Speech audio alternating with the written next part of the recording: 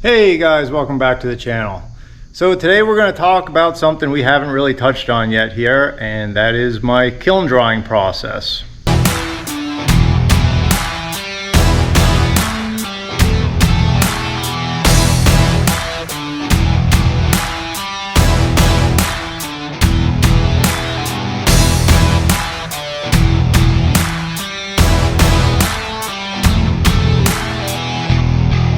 So if you've been following along with the channel here, we've talked about a bunch of different things and we've alluded to it, but we've never really gotten into detail about the kilns and what I run for kilns here, how I kiln dry my lumber. So I'm at my biggest kiln here, and I thought now would be a good time to open up and show you the kiln. It's down for some maintenance right now, so I have everything open, and I thought no time like the present to give you a good view of how it works. So I actually run 3 Nyle dehumidification kilns here, 2 L200s and 1 L53. That works out really well for me, for my operation. I've slowly added kiln capacity over the years, and I'm at a really comfortable spot here with what I can do with my kilns. Before I got into the Niles many years ago, I ran a solar kiln, and you know, at some point here I'll probably make a video talking about the different types of kilns and the pros and cons, but these are Nyle dehumidification kilns. They work really well, and I'll give you I'm standing in it here. I'll give you an overview shot. This is my largest. This is actually made out of a shipping container. Now to some of you guys, this might look familiar. This has been on YouTube before. Not on this channel, but a few years ago we did a Hill Farms YouTube channel for a while, and we featured some, you know, short videos about the lumber business, and we did a video on kiln drying, and it actually was our most successful video. It has well over 100,000 views at this point. So if you've seen this in the past, or I look familiar, or this kiln looks familiar, that's why. Now that was about when this kiln was brand new, or maybe a year old, several years ago, and at that point this was pretty well unknown. Now it looks to be there's a lot of people have jumped into the container kiln world. Nyle even sells turnkey container kilns now. When I built this, I was kind of in no man's land. A lot of this was kind of my own fabrication, and you know, now there's a lot more information, there's a lot more well known about this. Probably, honestly, my original video there probably inspired a lot of people. I know I had a lot of great feedback over the years about that. So there's a lot of videos on YouTube now about container kilns, but I have to say this was probably one of the originals. So starting from the outside here, the way we end load this insulated shipping container, I have a track system. I welded up on my own here. This was my own scratch built system, and I'm on a slight downhill slope, so I had to kind of mound up the ground and pour concrete piers. And I've got this track system. I have this set up, I can load 34 feet of lumber in this kiln the way I have it configured. I have an 8,000 pound winch on the end of it. That's simple enough to figure out how that would hook up to this cart and pull it out. What you'll see when we get inside, I have a pulley on the far end, and I can run a cable system that I can actually use this winch to pull it in. So it works both ways. The winch runs off a battery box with a little solar panel to keep it charged up. The solar panel looks like it needs a good scrubbing, but that works pretty good for us. That's the perfect application for a solar panel like that, because basically once every couple weeks you need a burst energy to pull it out, pull it back in, and then it can just charge. So it really works nice having a trickle charge on a deep cycle battery there, because I didn't want to run electricity another 100 feet down to the end of this kiln, because if you can see in my background here, I'm right at the edge of kind of my yard here where we do lumber. So that's a pretty easy, simple solution. So obviously when we come in with the forklift, we just drop the stack of wood on the track. We use these blocks, a block under each row of stickers on the stack of wood to support the wood evenly. It gets wheeled into the gets wheeled into the kiln here. Now these insulated shipping containers, they're not cheap, but they are almost the perfect thing for a kiln. They're all stainless steel and aluminum construction, and that is really what you want inside a kiln. Because you'll see, I mentioned at the beginning, I'm doing some maintenance in this kiln. The one mistake I made when I did build this a couple years ago, I hung the baffle from the ceiling and I used coated exterior bolts. Well, take a look at that. That's what we're dealing with here with our bolts. They're scarily rusted, and I'm afraid one day I'm going to come in here and this whole baffle will be either on top of a stack of lumber or on the floor. So I'm going to do some preventative maintenance. I should have used stainless steel bolts to begin with. So now the job we have to do is get those old bolts out and put new bolts in, because that goes right through to the outside that hangs from the ceiling. And that's going to be a job. Be sure that'll be on video. You're going to want to watch that one, because I can't imagine that's going to go well. There might be some bleeps and who knows what coming from that. But this is your fan baffle, and I won't get too in the weeds here because there's at this point there's 100 videos on kiln drawing. It's nothing really groundbreaking anymore. When I built this was something unique, but a lot of people have caught on. But anyway, in this particular kiln I have 6 fans, a baffle. So when your stack of lumber rolls underneath here, it stops.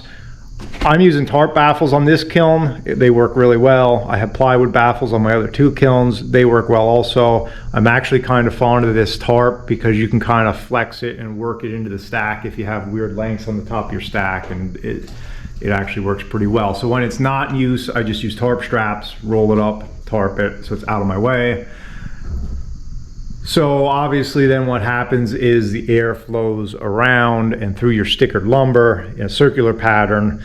You're creating that airflow going through each layer of wood. And this is the heart of the system. This is a Nyle L200 drying unit.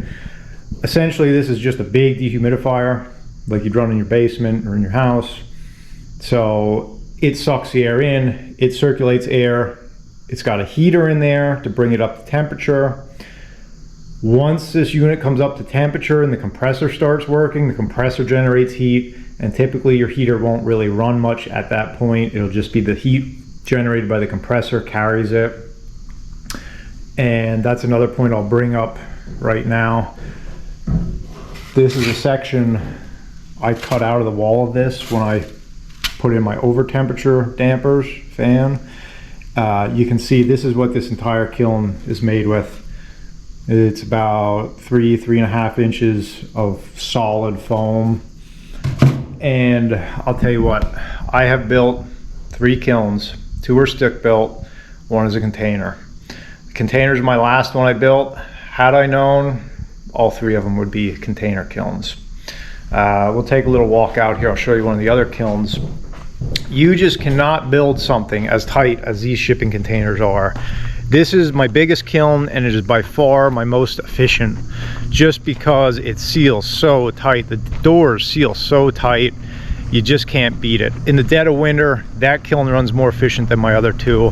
And this is another one here. It's stick built into the back of my lumber building. It's a side loader. The side loading is really nice. You can just drive straight in with the forklift, but the problem is you can see all the footage of door seam there. That is really tough to seal, especially here in our northeast winters. It's an air leak. It takes a lot more energy to run that kiln. So there's a trade-off to these end load kilns. You got to run this track system, which sometimes is cumbersome, but these doors, you have a much smaller footprint there as far as the running feet of seam, and they seal so tight. They're worth their weight in gold in efficiency, to the point I'm even thinking that kiln over there, boy, I don't know how old that is. That must be probably 12 years old. I've even considered possibly in the future tearing that down and putting up another smaller container kiln, just because in the long run it's going to pay in efficiency. So just some food for thought if you guys are thinking about building one. You really can't go wrong with these containers if you have the space. And you know, it's more of an upfront cost, but it pays in dividends and energy savings. So anyway, back to this one. So the way this works, as I was saying, there's condensers in there. It's charged just like an AC system. Water condenses, drips into a drip pan. If you see that green hose, runs out, discharges out the side of the kiln, just like a home dehumidifier. So it's a very simple system. They're very reliable. I've never had really any major issues with the Nyle systems themselves. I have had issues with fans and motors and, you know, just the chambers themselves deteriorating because of rust. The other thing you're definitely going to want in a system like this, that's an over temperature fan that I have set that kicks on. What'll happen here, especially in the summer, let's say you have that kiln set for you're drying at just say 110 degrees. When that compressor's on, it can actually generate too much heat and get too hot. So then that fan will kick on, open those baffles, and it'll draw in cool air from, we're doing a lot of walking back and forth here, from this vent here. So this is set up when it draws a vacuum, it'll open those flaps, pull in cool air, and it'll exhaust it on the other side. So it'll actually cool this down when you get a little too hot, which does happen in the summer, especially in this kiln because it is so well insulated. So this is the nuts and bolts of the working end of the kiln. And the way I did this, so this is a 40-foot container. And the way I did this, I set aside a couple feet for a control room here, which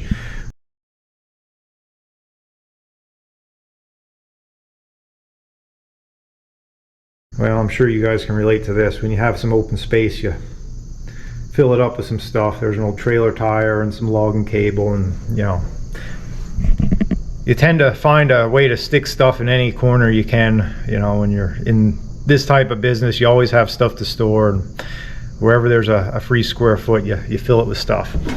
But so this control room, I just separated off, you know, a couple feet here to be able to put all the electrical and have it self-contained. So this is a self-contained unit. Everything's on the inside. I don't have any boxes or sheds or anything outside. I just ran power directly to it and just put in its own load center, and then from there I just wired everything up. I actually have this all stripped down now because, like I said, I'm doing some maintenance, and another maintenance thing I have to do is replace a wire to a fan, so that's why I got this all opened up. But I've got fan controls here. I also ran power to this kiln. That's another thing that I highly recommend. I ran lights in this kiln. I do not have lights in my other two kilns. It makes it really nice, especially in this one, 40 foot long. It gets awfully dark in there without them. And you know, I end up doing a lot of work in the early mornings and at night, and it's just nice to have light in here so you can see what you're working at. This one in particular is actually running an old style Nyle control. This is our old compressor timer control. These work really well. They're super reliable. If you're not familiar with that, basically what it does is you look in your manual for your settings for the type of wood and its moisture content. You set your temperature, you set your compressor based on a timer. So let's say you're drying pine, you want to dry it as quick as possible. You'll set that compressor to 90%. That means in an hour, that'll run 90% of an hour. And that's how you control how much moisture you're pulling from the wood, is strictly by timer. Now my other kiln, I'm running a 200M. That's their more advanced system. That's computer controlled. That has moisture probes and a wet bulb and dry bulb thermometer. And that actually kind of is a more advanced system, but I can tell you this works just as well. It's simpler. There's less that, you know, you can mess up with it.